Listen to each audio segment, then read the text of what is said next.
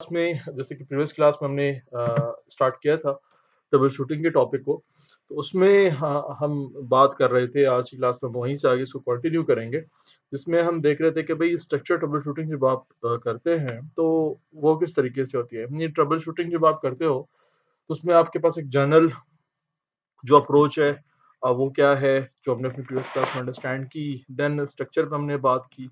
अब उसमें जब आप स्ट्रक्चर ट्रबल शूटिंग को देखते हैं तो उसमें आपके पास मेथड्स और प्रोसीजर्स होते हैं जिनको आप फॉलो कर रहे होते हैं। यानी जो जर्नल है उसमें हम ये नहीं देख रहे होते हैं, जो स्ट्रक्चर है उसमें हम इन चीज़ों को फॉलो कर रहे होते हैं। उसमें फिर हम फर्दर डेफिनेशन को देखेंगे कि भाई डिफाइनिंग जो है वो क्यों, डेफिनेशन ऑफ द प्रॉब्लम जो है या जो प्रॉब्लम को डिफाइन करना है वो क्यों ज़रूरी है। अगर आप वो अब नहीं करते तो इश्यूज़ क्या हो सकते हैं। देन आपको क्यों इन्फॉर्मेशन चाहिए होती है, आप उस इन्फॉर्मेशन को एनालाइज किस तरीके से करते हैं।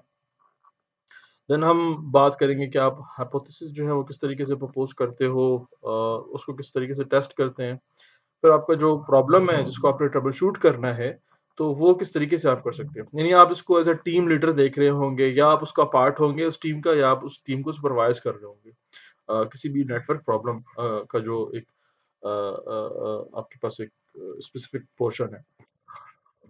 सो फिर हम बात करेंगे मेंटेनेंस पे, कि जब हम नेटवर्क की मेंटेनेंस की बात करते हैं कि आपने नेटवर्क डिज़ाइन तो कर लिया, या नेटवर्क डिज़ाइन हुआ हुआ था, आप वहाँ पे ड्यूटी परफॉर्म कर रहे हैं एज अ नेटवर्क एडमिनिस्ट्रेटर या नेटवर्क इंजीनियर। तो ये दोनों आपके जो जेडी हैं यानी जॉब डिस्क्रिप्शन है उसमें ये आपको बताया जाता है यार नेटवर्क जो है मेंटेन आपने रखना है। यानी आपको इसीलिए जॉब रोल जो है वो असाइन किया जाता है। तो वो हम किस तरीके से कर सकते हैं उसके क्या प्रोसेसेस हैं, उसमें आपको जो टास्क्स हैं वो कौन कौन सी परफॉर्म करनी होती है, और आप किस तरीके से उसको प्लान कर सकते हैं।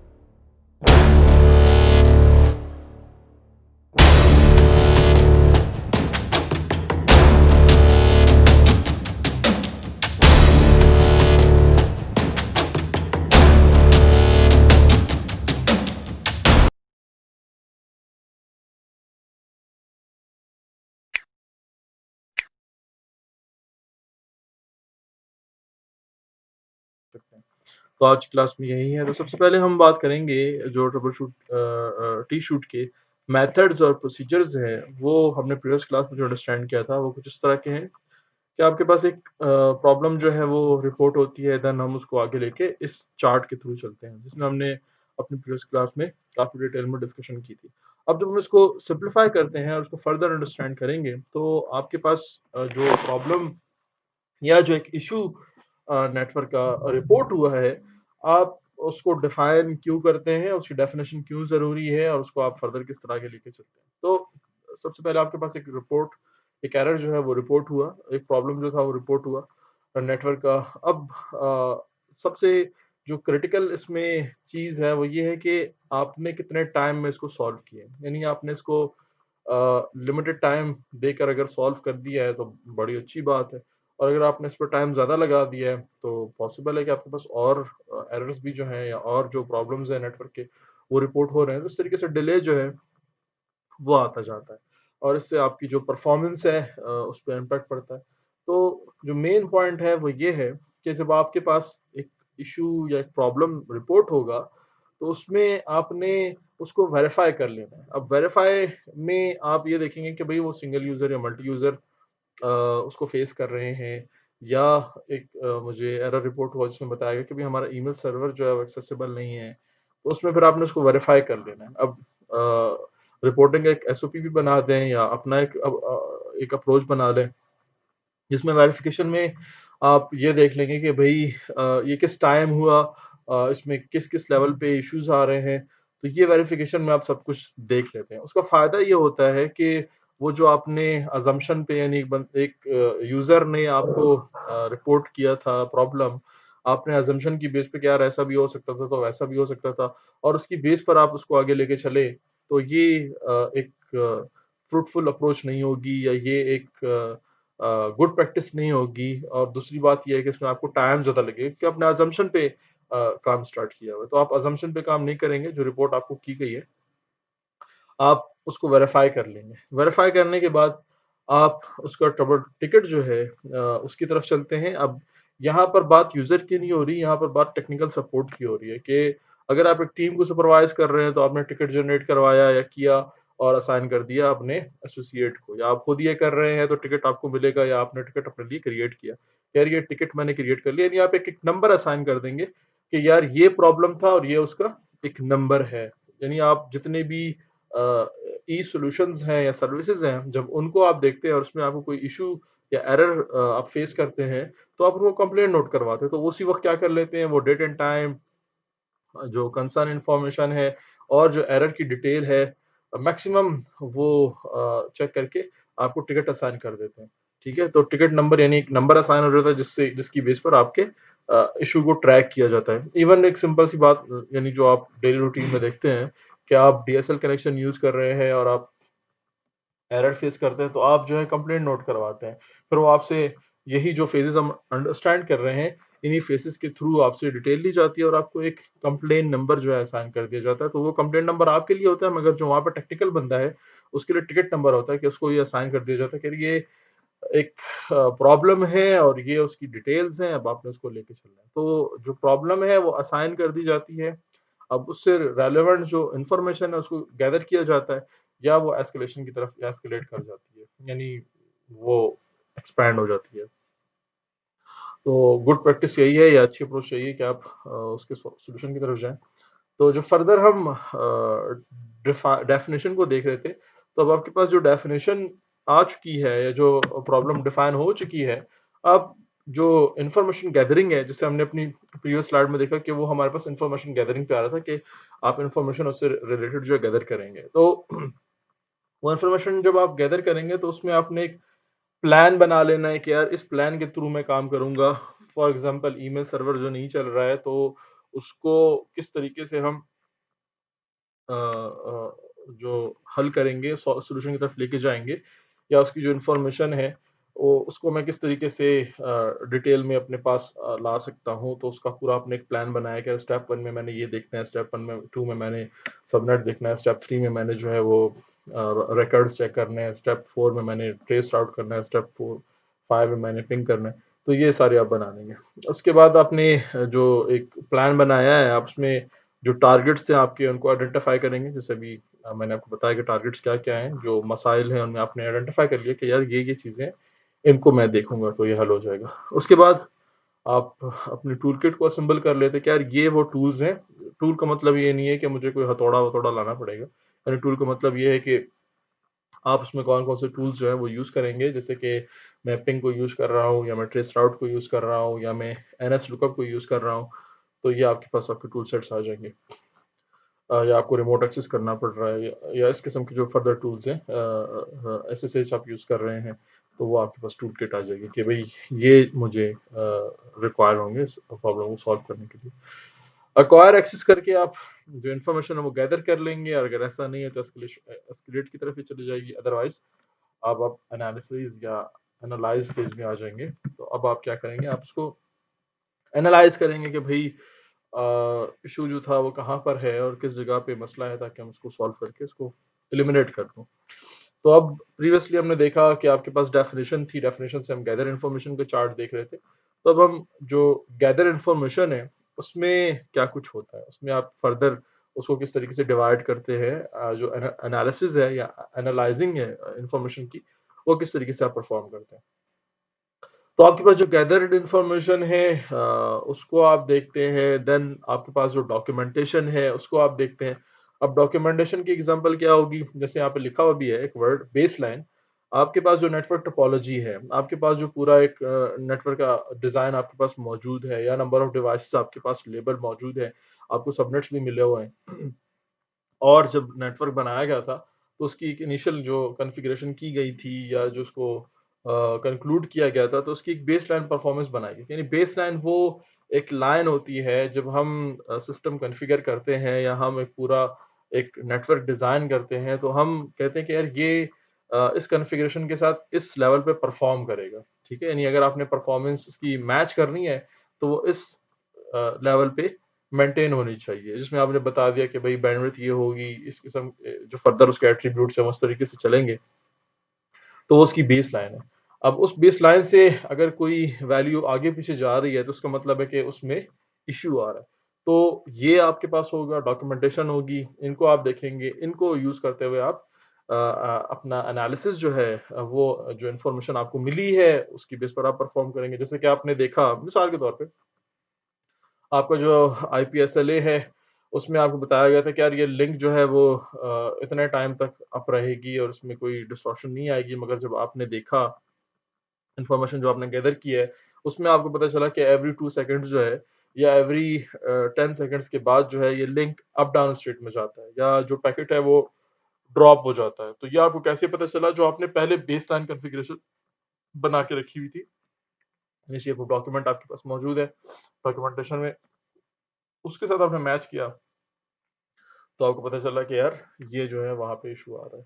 देन आपको आपको जो एक्सपीरियंस है वो उसमें काफ़ी हेल्प करता है। यानी एक्सपीरियंस होना ज़रूरी है और फिर आप रिसर्च करेंगे, जो भी मैंने आपको बताया वो सारा आप करेंगे, तो फाइनली आप इस मसले को हल कर लेंगे।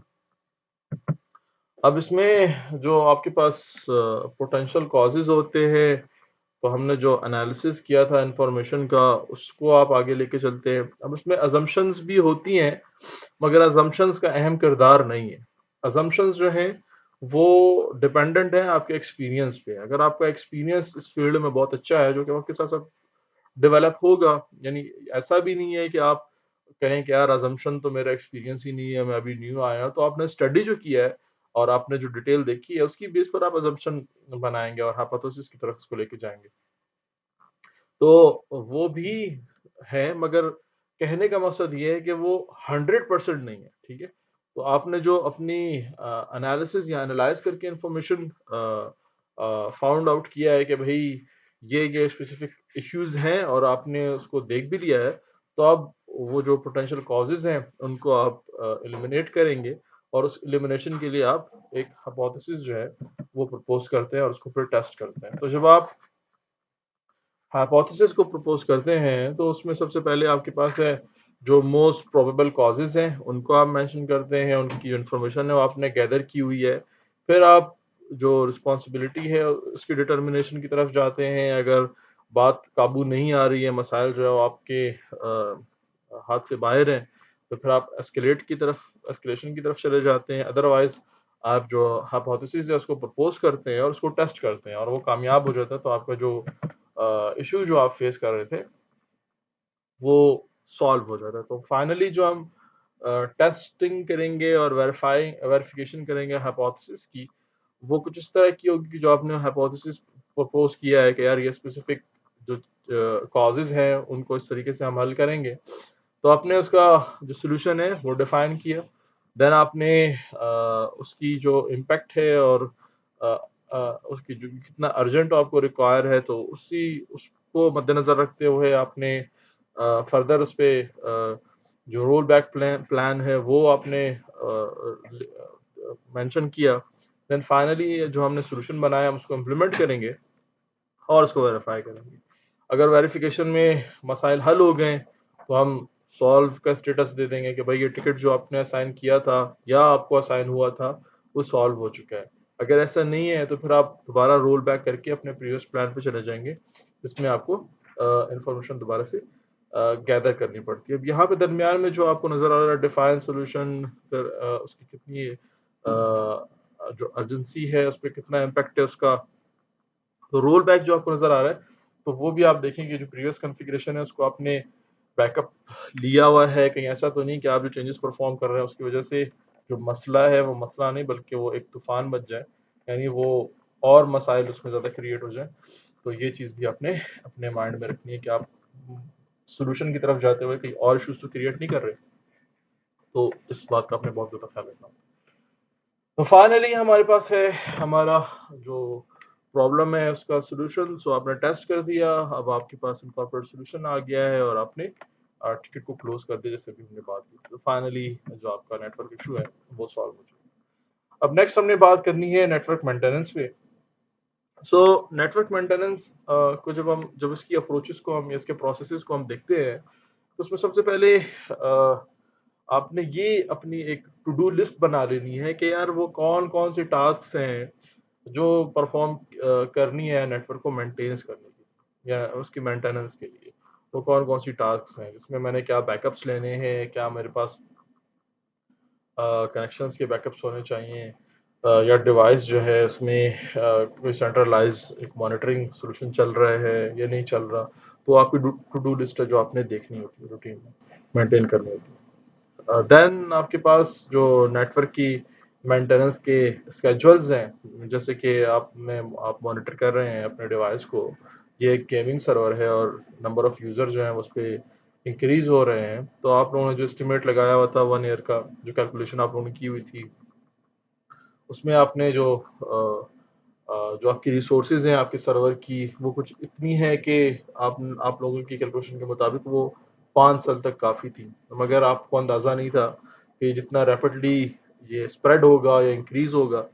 तो क्योंकि इसकी डिमांड काफ़ी बढ़ गई या ये काफ़ी पॉपुलर हो गया, जिसकी वजह से यूजर्स जो हैं वो काफ़ी इंक्रीज हुए हैं।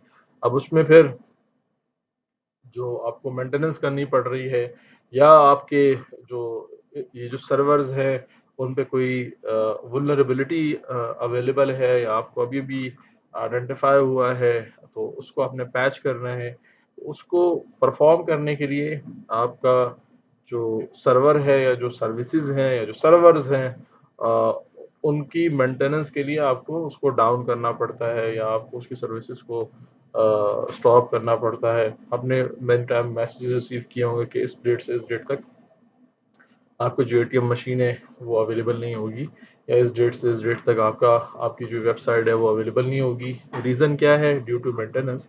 तो नेटवर्क से रिलेटेड जो मेंटेनेंस होगी उसकी स्केड्यूलिंग भी आपकी जिम्मेदारी होगी कि पहले हमारी ऑर्गेनाइजेशन चल रही थी जिसमें 200 बंदा था, अब अ, अ, इनके पास कुछ नए प्रोजेक्ट्स उन्होंने लिए हुए हैं और ये आपको बता रहे हैं कि यार अब नई अपॉइंटमेंट हम करेंगे जिसमें 2000 बंदा हम और रखेंगे, तो उसके लिए हमें सिस्टम से रिलेटेड जो इन्फॉर्मेशन है वो रिक्वायर है।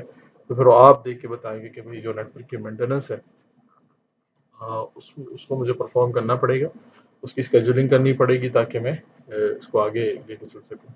तो मेंटेनेंस और इसके अलावा मुख्तलिफ जो इसमें डिज़ास्टर आ सकते हैं। देखिए, मैं कोई छोटा वर्ड यूज़ नहीं कर रहा हूँ।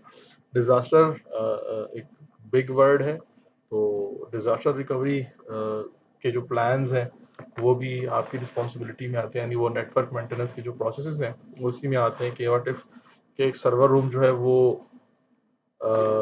शॉर्ट सर्किट हुआ या कोई और इशू हुआ जिसकी वजह से वो पूरा जल गया। तो अब जो पूरी कॉन्फ़िगरेशन है या जो हमारे पास उसमें रिसोर्सेज थी, उसकी अवेलेबिलिटी क्या होगी? तो उसके लिए जो आपने बैकअप प्लान बनाया हुआ है, plan A, plan B, plan C, वो किसमें आ जाएगा? वो डिज़ास्टर रिकवरी में आ जाएगा। अब जो आपके पास कॉमन मेंटेनेंस की टास्क्स होती हैं, जैसे बात की कि भाई मेंटेनेंस मेंटेनेंस मेंटेनेंस, तो मेंटेनेंस में टू डू लिस्ट तो बनानी है, मगर मेंटेनेंस में जो काम है वो क्या क्या करने होते हैं। तो उसमें नंबर वन आपके पास है कि add move and edit changes, के जो चेंजेस वगैरह हैं उनको मूव करवाना किसी एक डिवाइस से दूसरी डिवाइस की तरफ, या नए चेंजेस को ऐड करवाना, या बेस्ड ऑन ऑर्गेनाइजेशन रिक्वायरमेंट या जो एसओपीज चेंज हुए हैं आपके नेटवर्क के, उसके मुताबिक आपने उसमें एडिटिंग करनी है, चेंजेस परफॉर्म करने हैं। तो ये आपके पास मेंटेनेंस में आ जाता है। इसके अलावा डिवाइसेस की इंस्टॉलेशन है, जैसे भी आपको मैंने एक एग्जांपल दी कि आपके ऑर्गेनाइजेशन में नंबर ऑफ यूजर बढ़ रहे हैं आने वाले 6 मंथ में या 4 मंथ्स में, तो जिससे रिलेटेड आपको बता दिया गया है आपकी ऑर्गेनाइजेशन जो पहले मैनुअली चल रही थी, अब वो ऑटोमेशन की तरफ आ गई और उन्होंने कहा कि भाई हम अपने तमाम ब्रांचेस में मशीन्स जो है वो इंस्टॉल करेंगे, और फिर वो सारी जो है सेंट्रलाइज मेन जो हमारा हेडक्वार्टर है वहाँ से कनेक्ट होंगी। तो उसके लिए हमें डिवाइसेस भी जो है वो इंस्टॉल करनी है, कॉन्फ़िगर करनी है। तो वो भी मेंटेनेंस की टास्क में आ जाता है। या डिवाइस आपने चेंज करनी है, डिवाइस ख़राब हो गई है, उसको रिमूव करवाना है, उसकी कॉन्फ़िगरेशन जो प्रीवियस वन थी वो उस पे आपने दोबारा लेकर आनी है, तो ये भी उसी में आ जाता है। इसी तरह आपके पास जो फेल्ड डिवाइसेस हैं उनकी रिप्लेसमेंट हो गई, देन आपने बैकअप्स लेने हैं डिवाइसेस के कॉन्फ़िगरेशन के, सॉफ्टवेयर्स के, तो ये आपकी कॉमन टास्क होती हैं। कॉमन टास्क में आपके पास सॉफ्टवेयर अपग्रेडेशन, पैचिंग, हमने बात की कि भाई एक सिक्योरिटी फ्लॉ है जिसको कोई हैकर या कोई टेस्टर जो है वो फाइंड आउट कर लेता है और उसके बाद फिर वो उसको यूज़ करता है, एक्सप्लॉइट करता है उसको। तो आप पैचिंग तो उसकी पैच तो उसका जो भी वेंडर है या आपकी साइट पे अगर इन हाउस बिल्ड हुआ है तो उसके डेवलपर्स है उसका पैच बना के देंगे। आपने अगर आपकी ऑर्गेनाइजेशन ने एक सॉफ्टवेयर परचेज किया हुआ है उसका पैच जो है रिलीज होगा, मगर उसको अपग्रेड करवाना मैनुअली या सेंट्रलाइज लोकेशन से नेटवर्क के रेफरेंस से वो आपके मेंटेनेंस टास्क में आ जाता है। इसी तरह नेटवर्क की जो परफॉर्मेंस मॉनिटरिंग है, जैसे हमने कहा कि बेस लाइन होगी, आपकी कुछ डॉक्यूमेंटेशन मौजूद है, उसके मुताबिक जो इसके परफॉर्मेंस के मेजरमेंट्स हैं, इसकी जो कैपेसिटी प्लानिंग है और जो मॉनिटरिंग है वो सारी की सारी आप ही अपने कॉमन टास्क में रखेंगे और ये आपने मेंटेन करना होगा। फाइनली आपको जो डॉक्यूमेंटेशन है अप टू डेट वो भी परफॉर्म करनी होगी कि भाई स्पेसिफिक लोकेशन पे ये डिवाइस थी, हमने रिमूव कर दी है, अब दूसरी डिवाइस हम यूज़ कर रहे हैं, तो वो सब कुछ डॉक्यूमेंट भी होगा। इसका होना बहुत ज़रूरी है। अगर आप ये पॉइंट मिस कर रहे हैं तो इसका मतलब ये है कि आपकी जो मैनेजमेंट है या जो आपकी जॉब डिस्क्रिप्शन है आप उस पर क्वालिफाई नहीं कर रहे। तो ये बहुत मेजर पार्ट है डॉक्यूमेंटेशन। मैंने टाइम जो न्यू कमर होता है वो ये समझता है कि मैं नेटवर्क एडमिनिस्ट्रेटर हूँ या मैं नेटवर्क मैनेजर हूँ, तो मुझे सिर्फ डिवाइसेस ही कॉन्फ़िगर करनी है। नहीं, डिवाइसेस आपको कॉन्फ़िगर करनी है ठीक है, मगर आपने उसकी डॉक्यूमेंटेशन भी करनी है कि आपकी जो स्पेसिफिक डिवाइसेस हैं उस पर आपने क्या सबनेट्स यूज़ किए हुए हैं, आपने उस पर क्या कॉन्फ़िगरेशन की हुई है। तो आप प्लान्स भी मेंशन करते हैं, आप टोपोलॉजीज भी मेंशन करते हैं, आप पूरी डॉक्यूमेंटेशन जो है उसकी मेंटेन करते हैं और वक्त के साथ साथ जो जो चेंजेस होते हैं वो आप उसमें मेंशन करते रहते हैं। तो ये आपकी कॉमन टास्क। अब जब हम इसमें प्लानिंग फेज को देखते हैं नेटवर्क मेंटेनेंस के, तो उसमें आपने एक पूरा प्लान बनाना होता है कि जो मेंटेनेंस आप परफॉर्म करने जा रहे हैं कि एक फेलियर डिवाइस है, आपने उसको रिमूव करवाना है, तो उसकी वजह से कौन कौन सी सर्विसेज हैं या कौन कौन से जो आपके कॉरपोरेट प्रोसेसेस हैं जिनको डाउन टाइम फेस करना पड़ेगा, या वो कौन सा टाइम सूटेबल रहेगा जिसमें आपका बिजनेस जो है डिस्टर्ब ना हो। तो आप उसके लिए एक प्रॉपर टाइमलाइन का प्लान जो है वो जनरेट करते हैं। देन जो आपके कंट्रोल प्रोसीजर के चेंजेस हैं उनको आपने फॉर्मलाइज करना होता है, ये भी आपके प्लान का हिस्सा होता है। और फाइनली आपने जो एक प्रोसीजर क्रिएट किया है आप उसका नेटवर्क डॉक्यूमेंट क्रिएट करते हैं, तो आपके प्लानिंग जो नेटवर्क मेंटेनेंस का प्लानिंग फेज है उसके पार्ट हैं। इसी तरह जो सबसे चीज़ ज़्यादा इम्पॉर्टेंट है वो आपकी है इफेक्टिव कम्युनिकेशन। देन अपने टेम्पलेट्स और प्रोसीजर जो है क्रिएट करने होते हैं। अब यहाँ पे वर्ड आ रहा है कि आपने डिफाइन करने हैं टेम्पलेट्स और प्रोसीजर्स।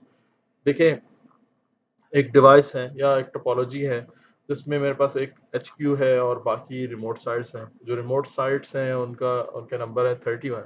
अब हर जो इस पे जो हमारी पूरी सर्विसेज चल रही है वो ये है कि HQ में आपके पास डोमेन सर्वर कॉन्फ़िगर है और आपके पास एक वीडियो कॉन्फ्रेंसिंग का सिस्टम यूज़ हो रहा है जिसका मेन जो सर्वर है जिस पे आपकी जो मल्टीमीडिया कॉन्फ्रेंसेस हैं वो परफॉर्म होती हैं, यानी वो ये करवाता है, उसमें कैस्केडिंग है और बाकी जितनी भी ऑप्शंस हैं, यानी आपके पास मल्टीमीडिया राउटर्स हैं और डिवाइसेस आपके पास मौजूद है जिसमें रिकॉर्डिंग भी होती है जो आपको अलाउ करता है कि आप रूम्स बना के ये सारा काम कर सकते हैं।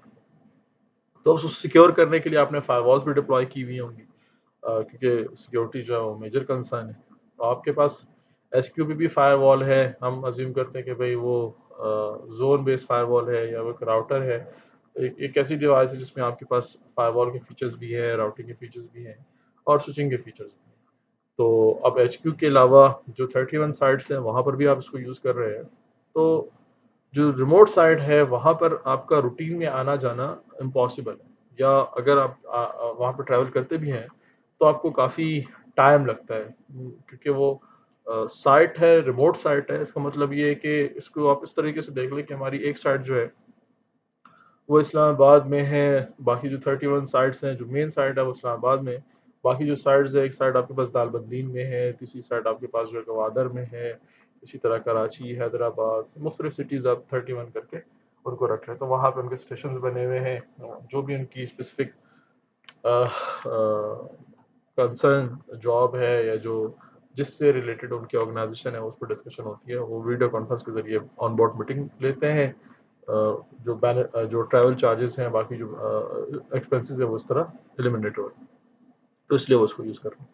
अब इसमें जो टेम्पलेट्स का जिक्र है, या टेम्पलेट्स मैं आपको समझाना चाह रहा हूँ, टेम्पलेट्स ऑफ प्रोसीजर वो इस तरह का है कि भाई जो दालबंदीन में आपका स्टेशन है, जो साइट है आपकी, वहाँ के जो फायर वॉल है वो मल फंक्शन हो जाती है, या वहाँ पे जो आपका एक टेक्नीशियन आपने रखा हुआ है, या वहाँ पे एक अटेंडेंट आपने जो रखा हुआ है, या आपके ऑर्गेनाइजेशन ने, जाहिर सी बात है ऑर्गेनाइजेशन यही चाहती है कि यार हमारे पास स्किलफुल बंदे हो, मगर वो इतने हो कि जितना हम फाइनेंशियली उनको एंटरटेन कर सकें, हमारे पास इतनी फाइनेंशियल रिसोर्सेज हो कि हम इतने बंदे रख सकें। यानी अगर 32 साइट्स बन गई हमारी, तो 32 बंदे मुश्किल है वो रखें, तो यही कहेंगे कि यार एक मेन बंदा हमारे पास होगा या दो बंदे होंगे, और बाकी साइट्स पे हम जो है उसको आउटसोर्स कर देंगे, या वो ऑन कॉल हम टेक्नीशियंस को रख लेंगे। फिर जब इशू होगा तो आके उसको देख लें, हमें बता दें। यानी जहाँ पर फिजिकल बंदे का होना ज़रूरी है, ये बटन प्रेस करना है या केबल चेंज करनी है, तो इतना ही काम होगा। बाकी टेक्निकली तो एक बंदा उसको या दो बंदे उसको हैंडल कर सकते हैं। तो इस तरीके से उन्होंने कॉस्ट एफिशिएंट या कॉस्ट इफेक्टिव जो सोल्यूशन है वो आपको प्रोवाइड किया, जिसमें आप पार्टिसिपेट कर रहे हैं, आप उस ऑर्गेनाइजेशन का पार्ट है, एचक्यू में आप जॉब परफॉर्म कर रहे हैं। तो जो रिमोट डिवाइस खराब हो गई है, उसमें अब इशू क्या आ रहा है? इसमें इशू ये आ रहा है कि भाई ड्यू टू इलेक्ट्रिसिटी फेलियर, या जो वोल्टेज है, एक्स वाई जेड इशूज जो हैं इलेक्ट्रिसिटी के, उसकी वजह से आपकी डिवाइस जो है वो फारिग हो चुकी है, वो फर्दर फंक्शनल नहीं है, या उसके रैम के इशू आ चुके हैं, या उसके प्रोसेसर का इशू आ चुका है, X Y Z number of उसके फर्मवेयर में इशूज हो सकते हैं, तो ये होते रहते हैं। तो अब आप क्या उस डिवाइस को दोबारा से कॉन्फ़िगर करेंगे? नई डिवाइस जो आपके पास मौजूद है आपके स्टोर में, आप नई डिवाइस मंगवा के स्टोर से और उसको कॉन्फ़िगर करके डिस्पैच करेंगे, या आपके पास एक कॉन्फ़िगरेशन का टेम्पलेट मौजूद होना चाहिए कि यार ये मेरे पास एक जनरल कॉन्फ़िगरेशन है जो हर डिवाइस पे होती है। तो उसमें सबसे जो अच्छी बात है वो ये है कि आपका टाइम सेव होगा, और आप शॉर्ट टाइम में नंबर ऑफ इस किस्म के इश्यूज जो है उनको सॉल्व कर सकते हैं, कि आपके पास एक टेम्पलेट बना हुआ है कि यार ये यहाँ पे मुझे यूज़र नेम चेंज करना है, यहाँ पे मुझे साइट का नेम एंटर करना है, यहाँ पे सबनेट चेंज करना है, और मेरा काम जो है हो जाएगा। तो ये क्रिएट करना या इस पे काम करना, वो भी आपके जो प्लानिंग फेज है नेटवर्क मेंटेनेंस का, उसका पार्ट होता है। देन आपने जो डिजास्टर रिकवरी है उसको भी प्लान करना है कि यार ये नहीं तो वो नहीं तो ये, अगर ये सर्वर चला जाएगा तो बैकअप क्या होगा, एक सर्वर में आपके पास वीएम्स कितने हैं, अगर ये वीएम्स हैं तो उसका बैकअप क्या है। तो ये पूरा जो प्लान है वो भी आपको ही क्रिएट करना होगा। तो आज की हमारी क्लास में इतना ही है। आई होप आपको समझ में आया होगा। कोई क्वेश्चन या कंफ्यूजन है तो आप पूछ सकते हैं। इससे आगे हम अपनी नेक्स्ट क्लास में बात करेंगे, जो कि इंशाल्लाह कल 10 बजे होगी। जी। हेलो। जी, कोई सवाल आपका?